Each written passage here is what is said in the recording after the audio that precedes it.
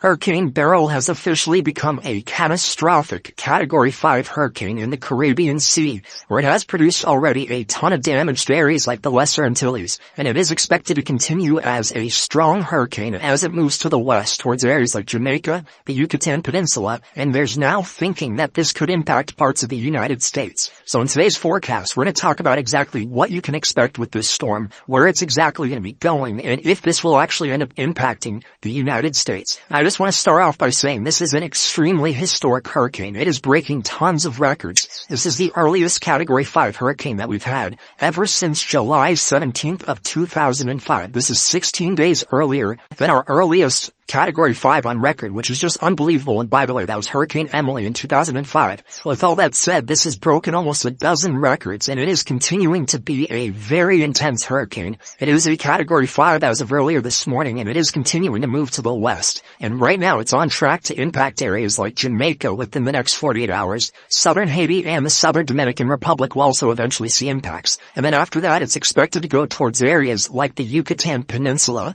And then from there are a lot of question marks that we're going to be breaking down for you in this video. One of which is that this could end up going towards Mexico. It also could go towards Texas. This even could take a boomerang turn towards Louisiana. And it's all going to have to do with this ridge that's going to be in place later this week back over near Florida. And that is going to basically decide where this hurricane goes. Let's hope that this weakens a lot before then, but as of right now, it does not look like this is going to be weakening that much as it approaches the United States. Here's another view on the infrared imagery of Hurricane Beryl, and again, this is just mind-blowing. It is unbelievable what we're seeing with Hurricane Beryl. Notice all the convection around this. It is an extremely organized Category 5 hurricane as of earlier this morning. Maximum sustained winds due to reach 165 miles per hour at the time I'm recording this forecast. Still a very defined eye. There's really no signs of weakening, and the thinking was that this was expected to weaken gradually throughout the day today and tomorrow. But at this point, it does not really look like it's going to weaken by much. It should weaken at least some by the end of today, but it's unbelievable how organized and how intense this hurricane is for the very beginning of July. It's just unbelievable what we're seeing out there in the Caribbean Sea. Now, this is the latest National Hurricane Center update on Hurricane Beryl in terms of its intensity, in addition to that, where it's expected to go with the cone of uncertainty. So as of right now, it is still a major hurricane back over in the eastern Caribbean Sea. It will be making some tropical storm impacts to areas like southern Haiti and southern Dominican Republic. Predominantly, it's going to be a storm surge issue for those areas, so definitely be prepared for that if you're in either Haiti or the Dominican Republic. There will be tropical storm force winds in the immediate coastline and maybe even for some areas that are inland. And the outer bands could also bring some heavy rainfall. Really, the more concerning thing over the next 48 hours is going to be Jamaica, because as of right now, it is likely that this hurricane is going to be extremely close to Jamaica, and we could see this make landfall in Jamaica as well, which means that we could see as many as 4 landfalls out of Hurricane Beryl, which would be just unbelievable at this point. So that's a possibility, but overall, it's still a possibility that it stays a bit further down to the south and tugs the southern line of the cone of uncertainty. Now, from there, things become very uncertain. Overall, it is expected to weaken into a Category 2 hurricane on the southern side of Jamaica or near Jamaica by Wednesday evening, and then eventually weaken down into a Category 1 hurricane as it approaches the Yucatan Peninsula. It could also still be flirting as a Category 2. By the time it crosses the Yucatan, it's expected to go into the Gulf of Mexico, where a lot of things could change. Now, this cone of uncertainty is from the advisory very early this morning. There may already be some changes by the time you're seeing this forecast, but one thing I do think is possible is that this could take a boomerang turn towards Louisiana. That's not impossible at this point. There are many computer models right now that are showing that possibility. There's also a lot of computer models that are showing this right towards Mexico. There's also some that bring it in between those two solutions. So in this next segment, I'm going to go over what I think will happen with Hurricane Beryl. So beginning with the spaghetti models on various computer models over the next several days. Notice for the next 72 hours, things are still relatively consistent and within reason. There are very minimal computer models that bring this into Jamaica directly, but many of them bring it very close, and close enough to the point where the eye wall would impact areas like southern Jamaica. That is a really big concern as of right now. Now, beyond that, things become a little bit more uncertain as it approaches the Yucatan. Almost every computer model does have this making landfall to some extent over the Yucatan Peninsula. Now, with that said, I've seen a few computer models that have actually brought it outside of the Yucatan Peninsula and actually just directly into the Gulf. Now, those are not included on this chart, but some something to keep in mind for later. Now, eventually, as this moves into the Gulf, there are a few different things that could happen. One of which would be this going directly to the west towards Mexico, pending that this ridge is just a weak ridge with a very weak kind of westerly and northwesterly turning radius. And that would be a better situation overall, because this would be a much weaker tropical storm or hurricane by that point. If it stays in the Gulf for a long time, this could rapidly intensify again, which is why that would be technically a better situation than what we might see. Now, another scenario is that this does turn just a little bit more off to the north and northwest towards areas like Texas. And in this case, we could see some intensification,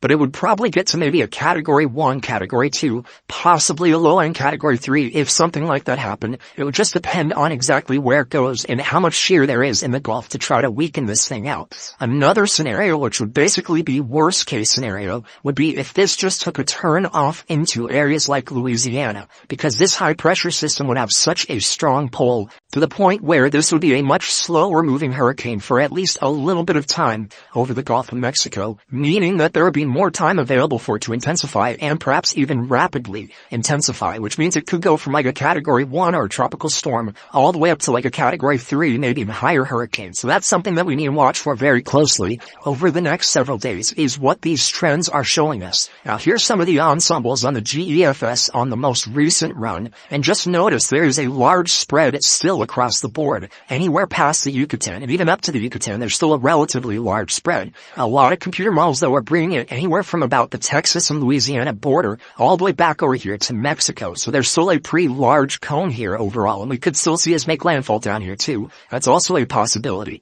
Another ensemble, which is the GEPS ensembles. This gives you another idea that there is still a lot of uncertainty. It shows a lot more of a wide variety of solutions. It actually goes anywhere from Florida all the way back over here to Mexico, which I don't think this is going towards Florida, by the way. But that is one thing that could happen, at least according to this one model that brings it that direction. It's just an outlier. We don't usually count those because it's just so far off track. But overall, again, a lot of them bring it between Texas and as well as Louisiana. Some still bring it, though, to Mexico. So what do I think will happen? Well, I'm going to talk more about it in a second, but I just want to kind of give you a statistical probability of where I think it'll make landfall. I would say overall it's about a 55% chance that it makes landfall somewhere in Mexico on its last landfall, so south of Texas. Overall, I think that there's at least about a 40% chance that this makes landfall somewhere over in Texas, maybe 35% if we want to even go down that far. Anywhere further to the east, mainly just Louisiana, it's about a 5 to 10% chance, I think, right now that it makes landfall there. It's going to depend, though, a lot on what this high pressure system does and how strong it is. The stronger it is, the more pull this hurricane's going to get, and that would be, again, worst case scenario. The weaker it is, and also the further to the west it is,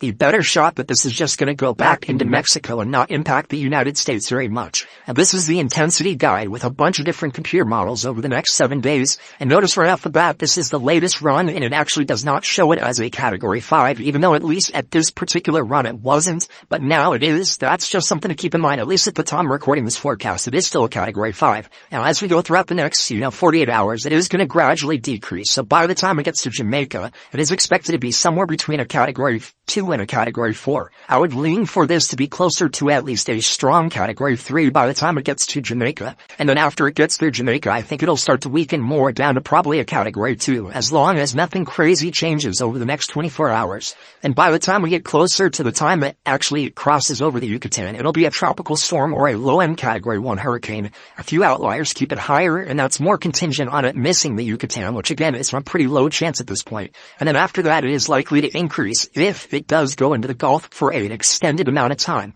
And so how much will it increase in terms of intensity? Well, that's something that we don't really know. But in this next segment, I'm going to show you multiple different computer models and multiple different scenarios that could happen depending on where this does go. We're going to go over 3 different computer models. We're going to begin with the ICON model, and we're then eventually going to go to the European model and the GFS model. Beginning with the ICON model, over the next few days, it is actually showing a landfall in Jamaica. So this is one of those outliers. Not many computer models bring this right into Jamaica. The ICON model is one of them. Once we go on a Thursday and as well as an early Friday, this eventually gets closer to the Yucatan. And again, it still shows it kind of missing the Yucatan. If not, a very brief landfall near Cancun is what it shows going into Friday morning. Eventually, as we go into Saturday and Sunday, notice it turns to the north and northwest towards areas like Louisiana, and even closer to Texas as well. This one it shows as we get a little bit closer to late Saturday into Sunday. Notice how it just kind of sits there in the northwest Gulf and eventually would make landfall in Louisiana. So again, this is one potential thing that could happen. It's a scenario, and it's by no means a guarantee, but this is something that could happen depending on the intensity of that ridge. That's going to matter a lot over the next few days. The European model also does show a similar landfall in Jamaica as we go into Wednesday afternoon.